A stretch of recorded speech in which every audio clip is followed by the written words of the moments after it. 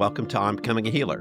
Medicine is a practice that combines some science, technical advancement, and some humanity. But we are all afloat in a sea of observations that medicine proves less scientific than it could be, and often enough less focused on healing than it should be. There's a person who saw and acted on all these challenges over 100 years ago. His name is Richard Clarke Cabot.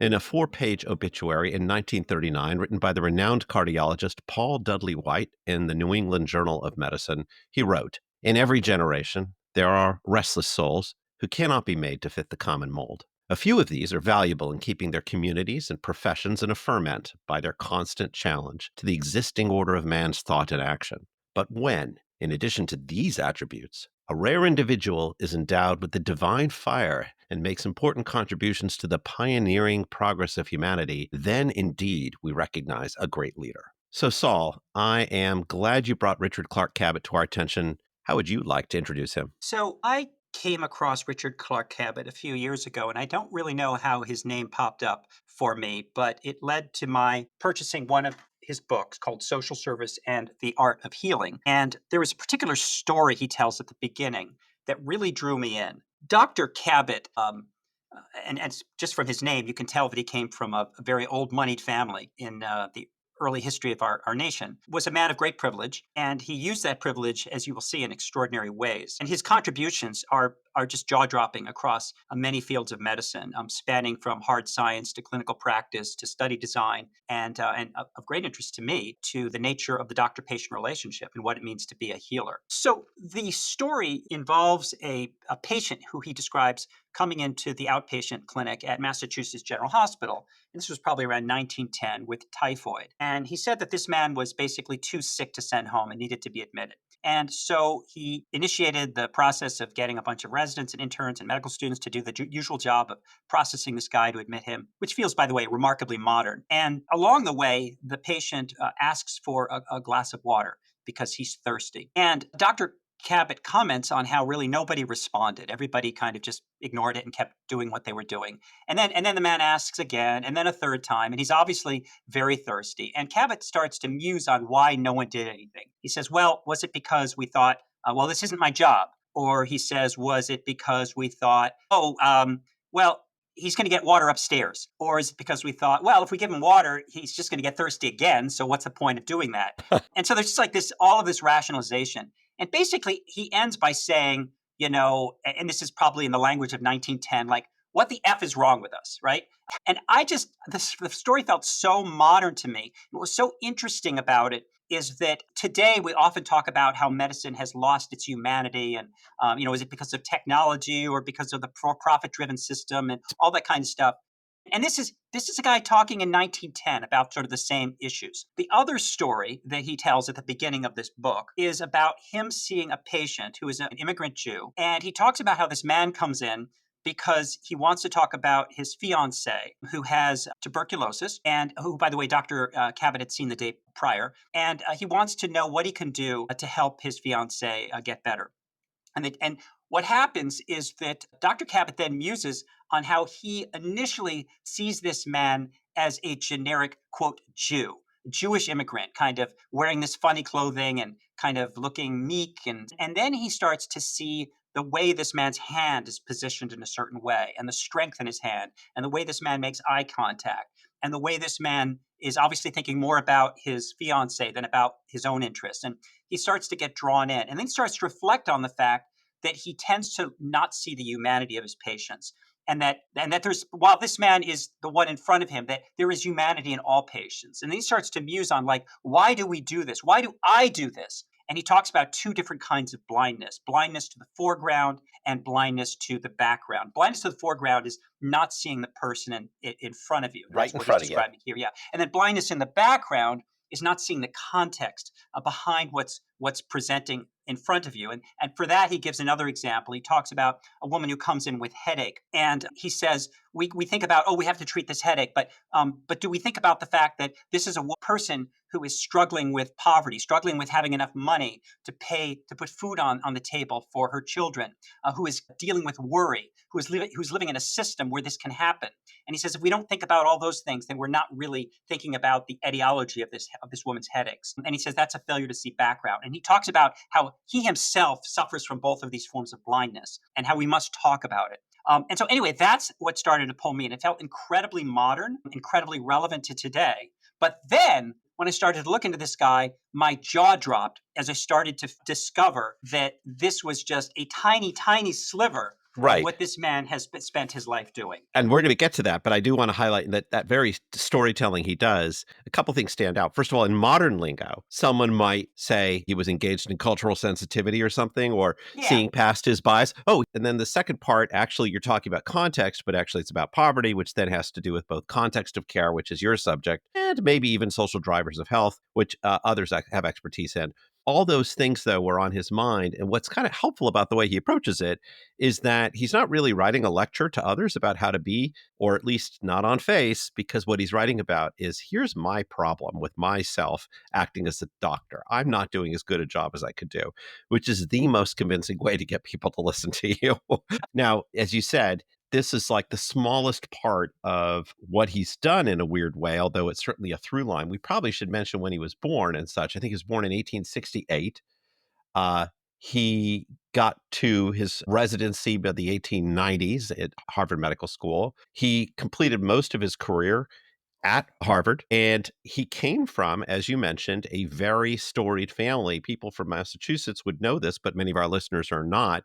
But the classic line I read before I actually went to Boston was something along the lines of, here's to the city of Boston, the home of the bean and the cod, where Cabots speak only to Lowells and Lowells speak only to God. And I knew the Cabot name was a very important name. And in fact, oddly enough, in 1997, when I was seeking to fund a trip to Africa, I applied to a trust called the Ella Lyman Cabot Trust, and indeed received money that enabled me to explore the use of internet medical consultation in Africa in the late 1990s.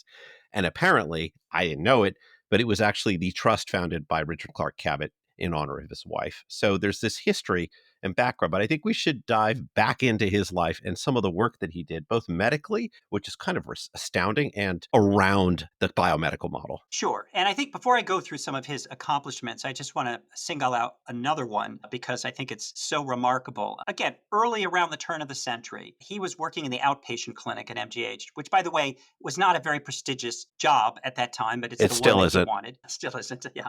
And he realized that there was a need for what we now call a medical social worker. He realized that these patients could not be effectively treated if we didn't have an infrastructure for helping support all of the social issues that they were dealing with.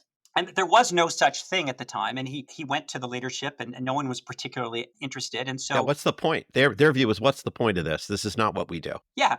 And because he was a Cabot, he decided to self fund the creation of a medical social work service. And he ended up hiring about 13, from what I can tell, 13 of these social workers who were seeing hundreds and hundreds of patients and supporting them. And he just bankrolled them at MGH for, I don't know, years until this became a common practice around the country. And then MGH eventually picked up the tab and Right. established its own medical social work service. But they were skeptical. Part of the deal was that for quite a period of time, it was sort of like, oh, we'll indulge you in doing this thing that kind of gets in the way. I remember reading about an administrator who was somewhat, quote, bemused at the bustling nest of earnest ladies, but unable to understand their relevance to his more central concerns, close quote. That's actually written by Ida Cannon, who worked with Dr. Cabot. So, yeah, he set up a service and actually wrote about the full range of issues that they could address, because so many of his medical orders made no sense to the patients. Buy dentures,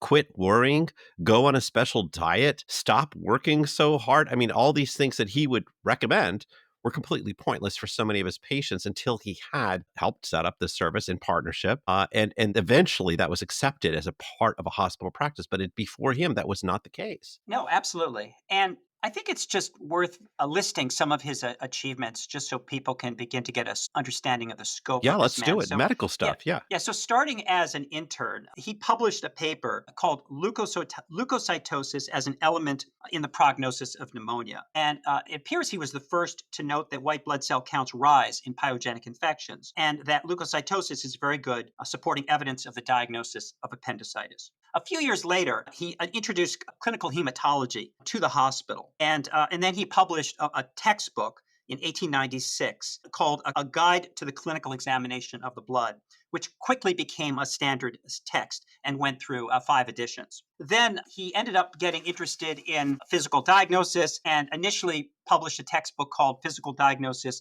of Diseases of the Chest, which then he expanded to becoming a leading textbook on physical diagnosis of the whole body, which then went through 12 editions and became kind of the national and international standard. One of the many papers that he wrote that are considered seminal is called The Four Common Types of Heart Disease. And in this paper, which appeared in 1914, he classified heart disease according to its causes and found that rheumatic, arteriosclerotic, syphilitic, and nephritic or nephrogenic heart disease made up 93% of all heart disease in over 600 autopsy cases that he studied and he pulled Yeah. from data. And this was a paper that Paul Dudley White singled out as, he said, the greatest contribution to cardiology in our generation, because he said it completely changed the way we think about cardiology from looking at it in this sort of histologically anatomic categorization system to beginning to look at it in terms of disease categories, which is a complete reframing of the way they think about it. Right. It's not that those four causes are still the four causes we would talk about today,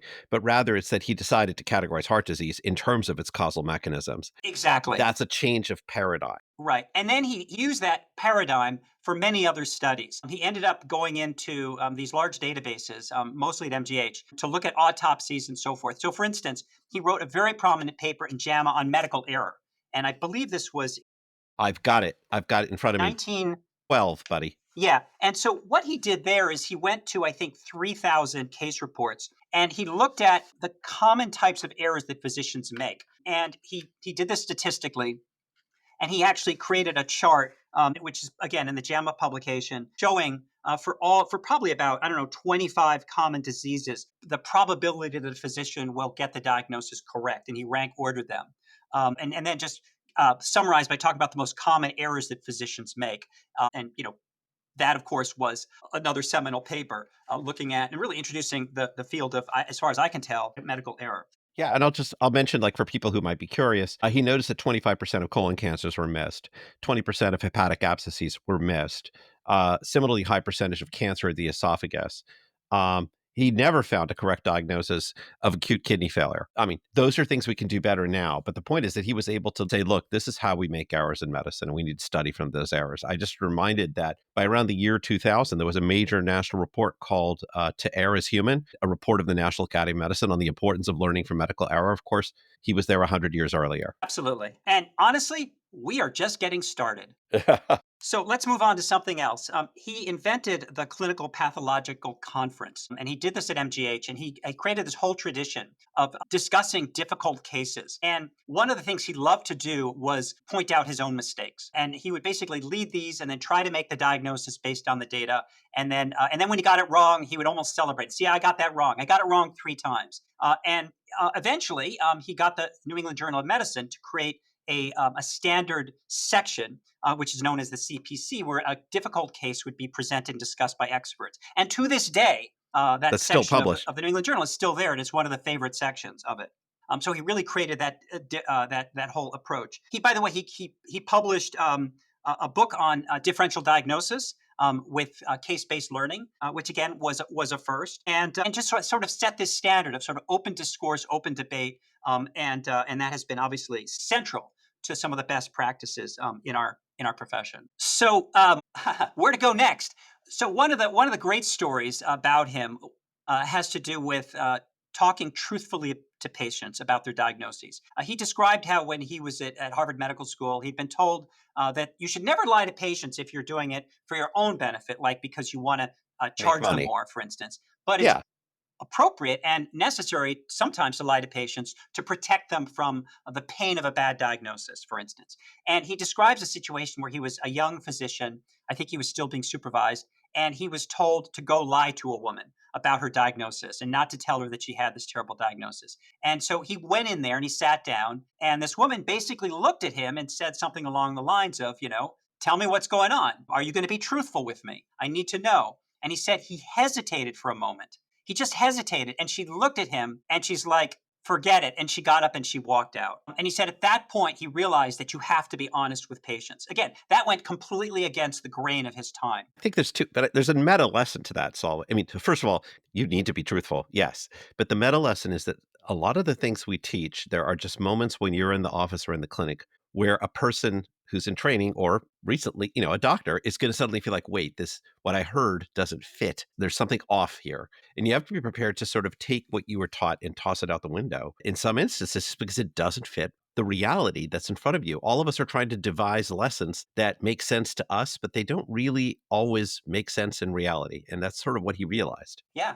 no, absolutely. I think another aspect of Cabot that I think we should highlight is something very personal that happened to him early in his life Hmm. that it was seminal to his development. And it was something extremely painful that he chose to never talk about. It was the only thing he didn't talk about until about 3 years before his death, when he decided to talk to a woman who was going to be his biographer. She never actually ended up writing the biography, and to give her a detailed account of what happened, and also to tell her not to disclose it until Till he he was died. dead. And so yeah, so the story is that shortly after he finished medical school, his older brother developed what sounds like type 1 diabetes. And he adored his older brother. His older brother was his hero. They were very, very close. I believe his name was Ted. And in those days, of course, there was no treatment for diabetes. We didn't have insulin, other than things like dietary changes, fasting, things like that. Oh, I read a story about bleeding people from the 1880s, I think, in the Maryland Medical Journal, where they just bled people out, which caused them to stop urinating, which was seen as the primary symptom of diabetes. Of course, it also killed the patient. But yeah, it was a pretty bad situation. Yeah, and it was awful.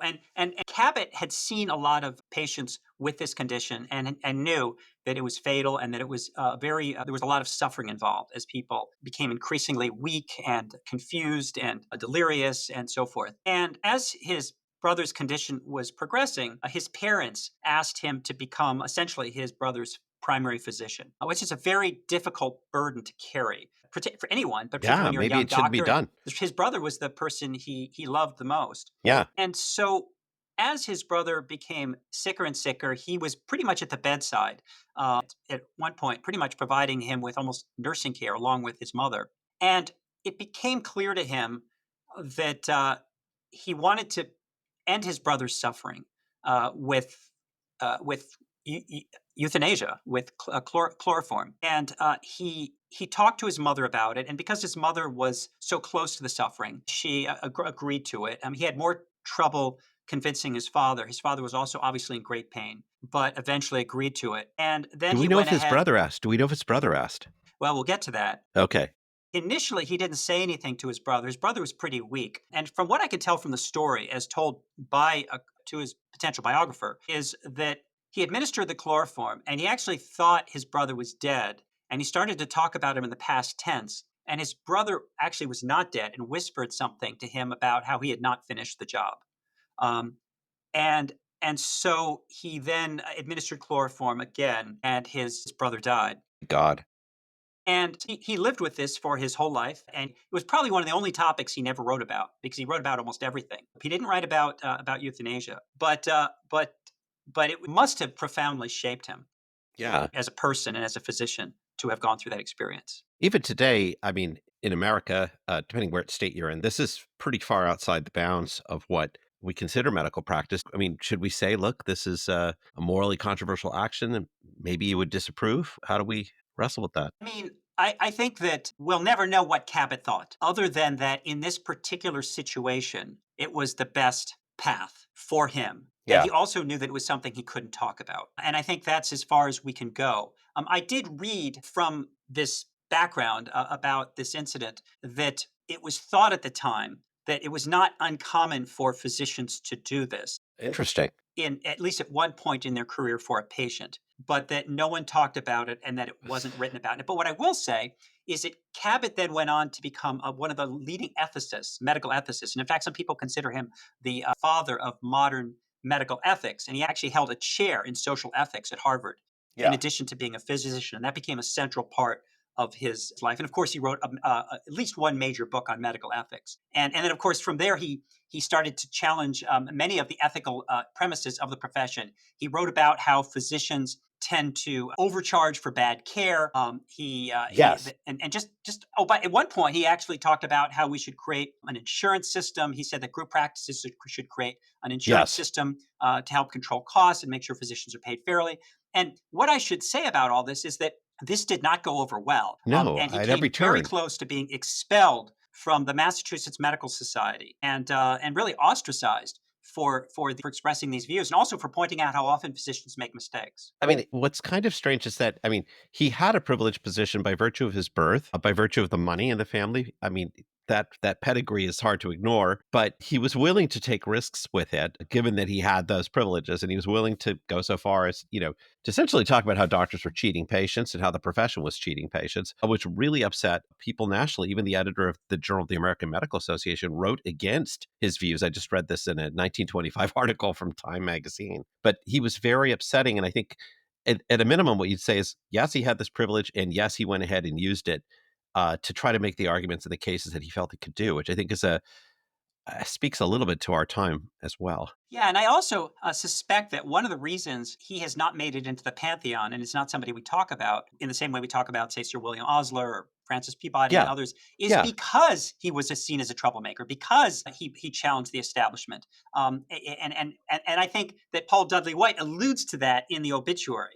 That yes, this was kind of a feisty guy, but in many ways, that's what I think is part of his greatness, is that he wasn't primarily an institutionalist who was trying to just make it and move up the ladder. This was a man who spoke his mind and followed the evidence, and I think that was critical. The other thing I'll say about him is he was an incredibly generous spirit, and I just want to give a couple of examples of that. So, for instance, I mentioned earlier this story of how he criticized himself for his bias, for seeing this Jew as just a Jew initially before he Egypt. saw his humanity. Once he discovered that this man was going to have to move to Colorado to take his fiancee to essentially to a place where the air is fresher and where she had a better chance, in theory, or at the time they thought, of recovering from tuberculosis. He thought about how this man was going to give up his dry goods business and how he would have to start from scratch. This man was talking about working in the mining business, which he knew nothing about. So Babbitt provided him with some letters of introduction to people he knew in Yes. Colorado who could help introduce him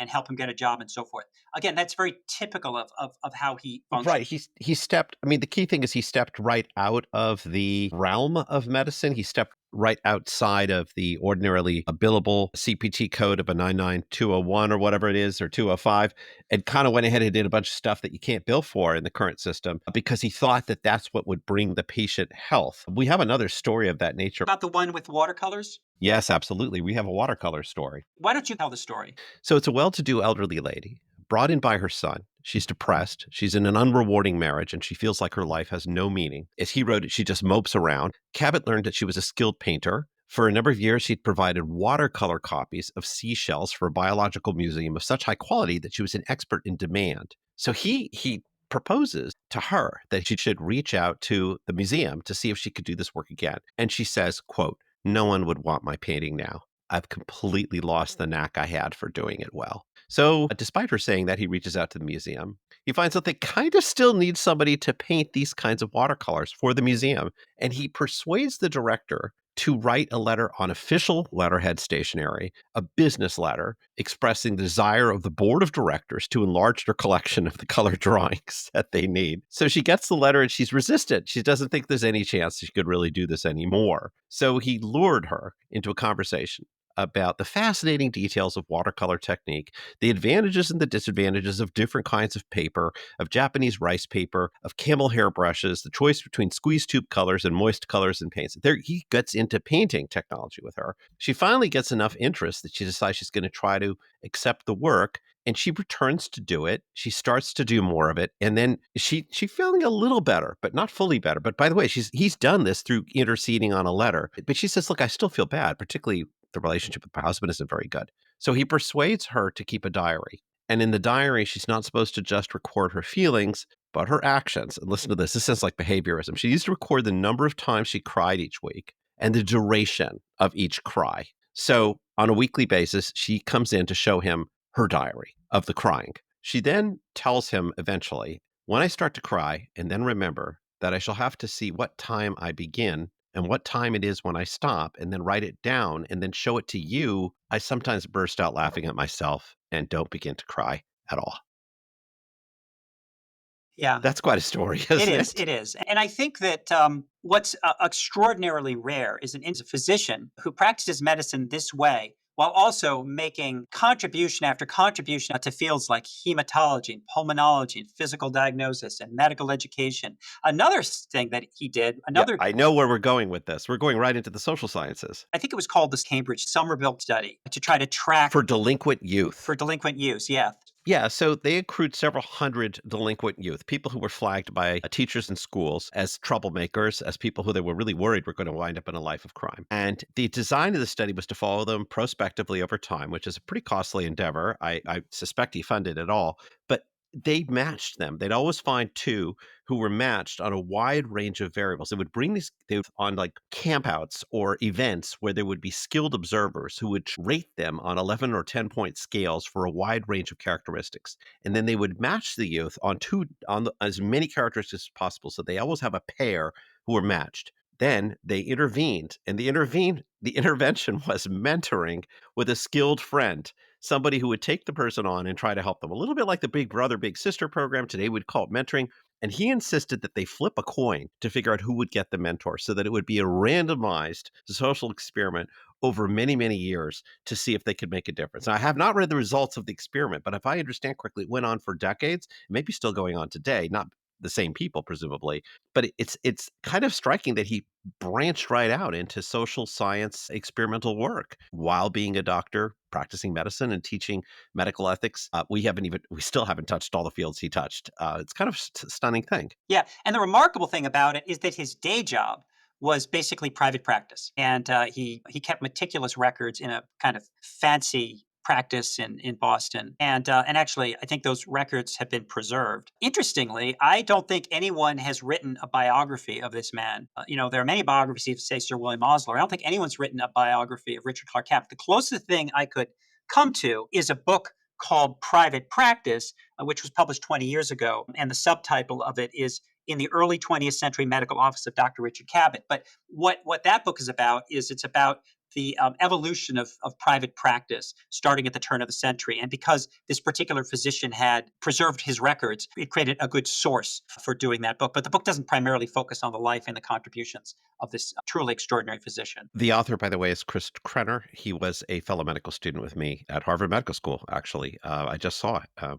He was a very nice guy, but now I'm kind of curious about the book. But it's not about Cabot per se, it's about the private practice. Now, it's interesting coincidence. You have two connections now to To the this same man. guy, right. So I think we also need to talk about medical chaplaincy for a moment. Many of us who practice in hospitals do see patients where there's a question, what do we do now? There's a complex life situation, there's a complex medical situation, and people are suffering. Yeah, And so I mean, he is also credited on the homepage of the clinical pastoral uh, website, for the National Organization of Clinical Pastoral Care, as their founder. And so he basically partnered with a minister named Russell Dix because he felt that we needed to have a profession, just like we had social workers. We also needed medical social workers, which again he created that. We needed to have chaplains who could minister spiritually to patients, and so he basically set up a framework for clinical pastoral education. And he wrote a book, and he's the first author, but Dix is the second author, called The Art of Ministering to the Sick. And ministering is to be taken literally. And so again, that's another one of his extraordinary achievements is really being a founder of this other profession of clinical pastoral education. and I have to say, I have always at times asked patients if they would like to see a chaplain in our hospital. It changed a little bit as I began to prepare for this episode. I sometimes began to feel that we were taking care of hospitalized patients and hitting something of a conundrum, an end game where I didn't know where to go or what to do. It wasn't just a matter of finding a new medical intervention. Social workers didn't know what to do. And I sometimes would just turn to the patient and say, is this a situation where you would like to speak to our chaplains? And more often than I expected, people said, yeah, I would like that at this point. Yeah, and by the way, my wife is a chaplain and a rabbi. Yes, cool. Chaplaincy is multi-denominational. So when you Yes. when you train as a chaplain, you're training with rabbis and priests and um, other pastoral leaders, imams. Anyway, and it's completely non-denominational, and that again is, I think, something that you can trace back to the early origins of CP. But he also wanted it to be professionalized. He wanted these people to be specifically prepared to work with people who are suffering and ill. Yeah, at each juncture, he seems to recognize the limitations of the medical profession and say, "Well, how can we improve this? We can't fully fix the doctors. You know, he's preaching to his doctors about what to do differently by talking about what he does wrong, and then at the same time, he's asking if he has the power to set up a service around the doctors who are not going to be able to do everything." It's kind of an Exactly. interesting And by the response. way, on top of all this, he also conducted the MGH Glee Club and was an accomplished violinist. Oh my God, that's astounding. But I think this takes us to, in many ways, what might be the most important point about what we can learn from this man and his life.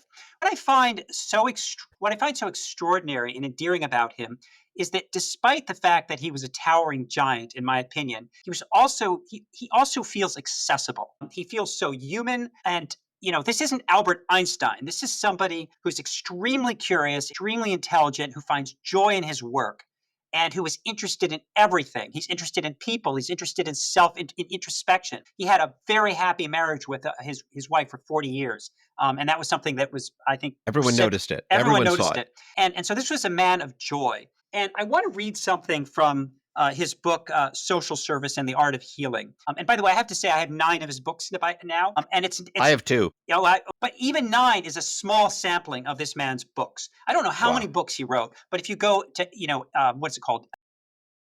8 books. 8 books. They just go on and on.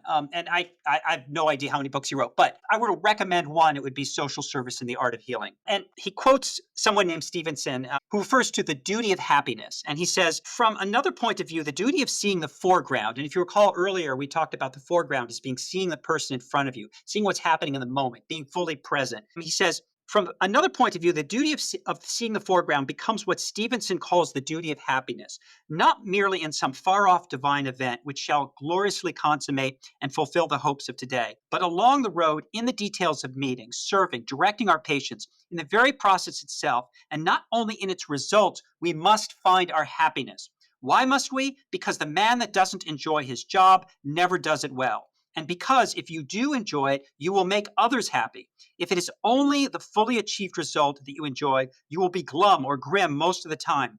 One ought to enjoy the motion of walking down a corridor, the actual questions and answers by which we get at our patients' needs, the simple technique of accurately reading a thermometer and neatly recording the results in a chart. One ought to get pleasure out of the eyes and faces, the gestures and tones of our patients and our fellow workers, the rich roll of the Scotsman's brogue, the musical undulations of the Englishman's voice, and the quick, sympathetic flash of the Italian's eye. How stupid to front all these guests with the same stereotyped kindness, the same military precision, or worst of all, the same dull inattention. Let us be in it. Let us catch the vital impulse of happiness that there is in sight, sound, and touch, in the infinite novelty and unexpectedness of the foreground. Just be present. Be here now, as Ram Dass said. Yes, and there's more. He says, there is much else in that foreground of which I should like to speak. To be blind to the humor of the moment or to the pathos and the tragedy of the moment, to meet them all with the same engaging smile or the same businesslike firmness, oh, it is a performance fit only for lay figures on wheels. God grant we may act tomorrow a little less like stuffed images. No wise thought of the future, no deep scientific ardor for the truth. And what he's talking about is what we've referred to as the efficient task completer. He's saying, don't be an efficient task completer. Don't just be someone who goes through the motions. Don't be to someone who puts on like a kind of professional demeanor and interacts in the same mechanical way with every patient. For God's sakes, be a human being. Find joy in your work. Connect with your patients. And I think that's the message that he's conveying to us, at least as I read it. Really interesting thing, particularly when you're going through professional training, because so much of what's happening at the moment that I was in training is being aware that one, I'm being rated and I'm being scored, and two, I want to be scored better rather than worse. And I recall this conversation with one of my attending physicians at Massachusetts General Hospital of all places, who said, look, The idea here is that you need to do a good job here so that you can get on the next stairwell or escalator to the next thing after that. And, if you do well in that, then you can get to the next step after that. And in fact, I believe this particular faculty member had gone from, Harvard College to Harvard Medical School to a Harvard residency to a Harvard professorship. I think we called it Preparation H at the time.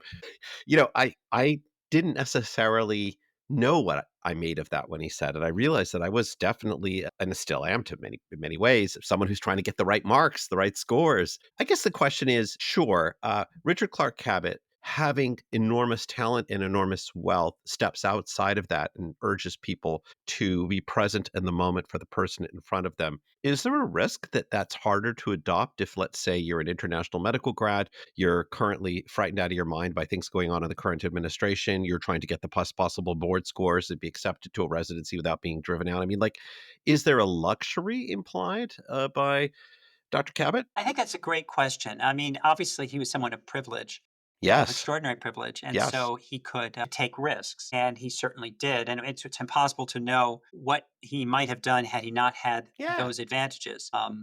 And he could take on the establishment, and so I think that that's important. But what I think actually drove him was curiosity and joy, and so That's possible. That doesn't seem necessarily entirely out of reach, right? yeah, yeah. When I think about what lessons I learned from reading about this man and seeing what he accomplished, it's a reminder of the importance of, again, of being open, of speaking your mind, of finding connection in every interaction with patients, of questioning your own biases, of never being so narrow that you just specialize in one thing, but you remain open to pursuing everything that is of interest to you, obviously, while still getting your work done. I think he also sets the standard for being self-critical in a way.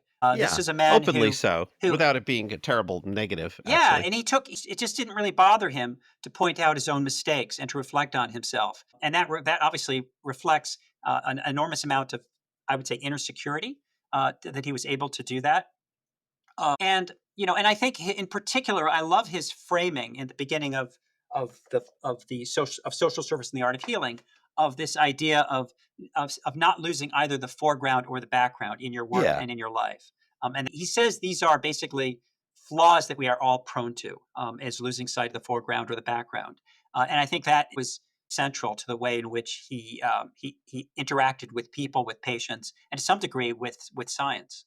One of my take homes, and it's just coming to me now, is that we talked about his relationship to his spouse. We talked about his relationship to Ida Cannon, who was his partner in the social work at Massachusetts General Hospital. I think you mentioned Reverend Wilson in terms of chaplaincy. Ida Cannon, by the way, was the sister, as I recall, of Walter B. Cannon, who was a major Harvard Medical School physiologist. But in each phase of this work, he's doing it with other people. So while he's very self driven, his way of enjoying and succeeding is to share himself with others and to find ways to pursue what he's going through with other people. It doesn't seem to me like it's a towering figure in isolation. He's a towering figure in partnership. And that seems important to me. Absolutely. And I think one of the things that made him capable of doing so much is that he never needed to own anything. So as soon as he had created the social work thing, he just found very talented people to run with it. And of course, he Yeah. bankrolled it quietly, but he just let them run with it. Okay. He did the same thing with clinical pastoral education. He did the same. Each time he kind of founded something, this incredible Yeah. social science trial, which went on actually for several decades after he died. He basically just got things up and running, found talented people, and then just was delighted to see those things happening. And I think that was another characteristic of him, which is that he didn't need the credit. He just wanted to get these things going and to find great people to carry the torch. Well, I think going forward, I'm going to continue to focus on these things, particularly the willingness to be self-critical and to share in partnership with other people about what I'm trying to understand and do better. As I said at the beginning, it's helpful to understand that some of the sharpest critiques of what the medical profession is today um, have been with us all along from people who were bold enough to state them up front, even in the early 20th century. For me, this is a very inspiring person who I think I can use as an example. Saul, any final thoughts? No, I think you put it so well. Thanks so much, Saul. Thank you, Stefan. We hope you've enjoyed this latest episode of On Becoming a Healer. If you have and you haven't already subscribed, please consider doing so now. Also, please rate us on the Apple Podcast app, as it will help others find us. And if you have a few moments, leave a review. In addition, if you'd like to make a comment about this episode, we'd love to hear from you. There are a couple ways to do that. If you're using the Apple Podcast app, then just open the episode website link and enter your comment there. Or you can directly go to the website contextualizingcare.org, select the podcast tab, and then scroll down and click on the episode. There you'll find the same comment box. Finally, you can always reach us at onbecomingahealer@gmail.com.